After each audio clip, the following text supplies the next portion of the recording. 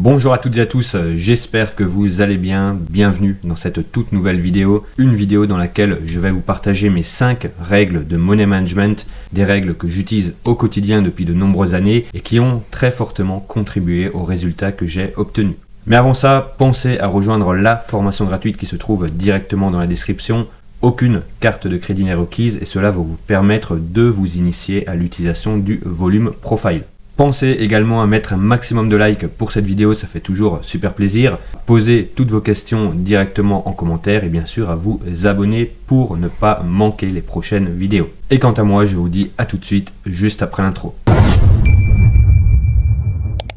Alors, règle numéro 1, ça va être de déterminer une perte maximum journalière, également connue sous le Daily Stop Loss, à savoir que vous allez vous autoriser de perdre uniquement soit un certain montant, soit un certain pourcentage de votre capital.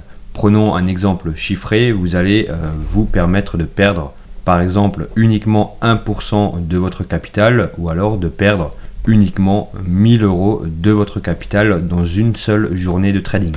Pourquoi est-ce que cette règle est nécessaire? Eh bien tout simplement car le trader reste un humain et chaque humain a une psychologie différente. Certains ont des psychologies fortes, d'autres ont des psychologies faibles.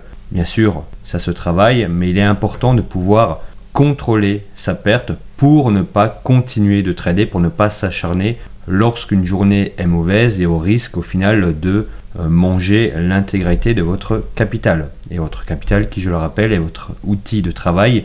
Un trader qui n'a plus de capital, qui n'a plus de capitaux, eh bien ne peut tout simplement plus trader. Donc c'est vraiment important de définir cette daily perte, ce stop loss quotidien en quelque sorte, pour tout simplement limiter les mauvaises journées et ensuite revenir une journée suivante dans de meilleures conditions, avec un marché meilleur, avec une psychologie meilleure et faire de bonnes choses.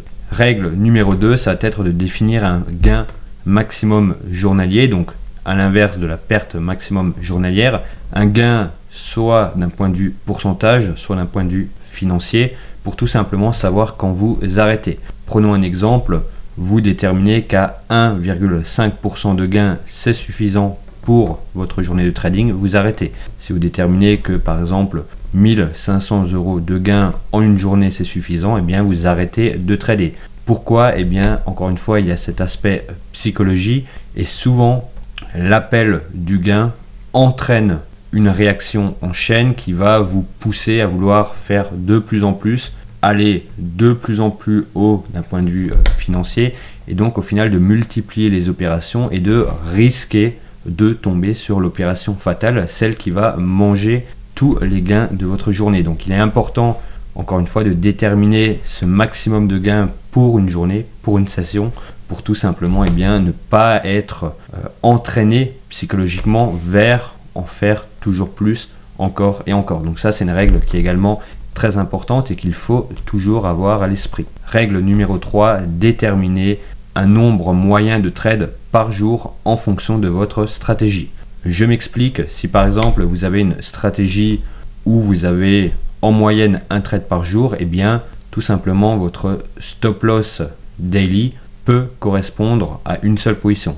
A l'inverse, si vous avez une stratégie qui en moyenne donne 2 trades par jour, et bien tout simplement la perte autorisée pour chacun des trades devra être potentiellement la moitié du daily stop loss. Donc ça c'est vraiment important d'avoir une idée de combien de trades votre stratégie vous permet en moyenne de passer. Alors bien sûr c'est propre à chacun et chacune d'entre vous. Pour certains il s'agira peut-être d'un trade par jour, pour d'autres de 2 trades, 5 trades, 10 trades, même si bien sûr je déconseille fortement l'overtrading, mais il est important d'avoir cette idée en nombre de trades pour au final ajuster la taille de ses lots. Règle numéro 4, déterminer des niveaux de stop loss en dehors des zones de strike. Alors qu'est-ce que cela veut dire?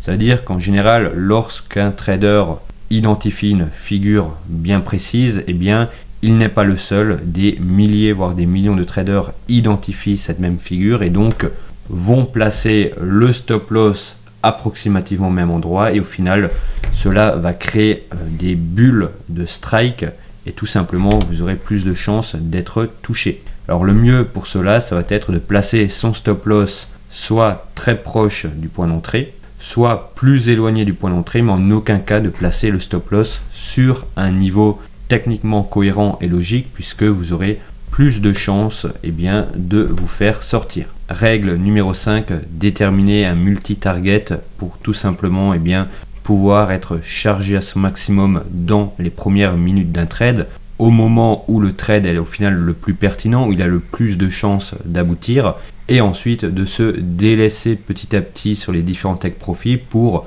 ne garder qu'un reliquat lorsque le trade s'éloigne de plus en plus du point d'entrée et au final commence à s'affaiblir également de plus en plus. Donc ça, c'est une règle qui permet de réellement gagner plus d'argent à court, moyen et long terme, et c'est quelque chose que je fais depuis pas mal de temps déjà.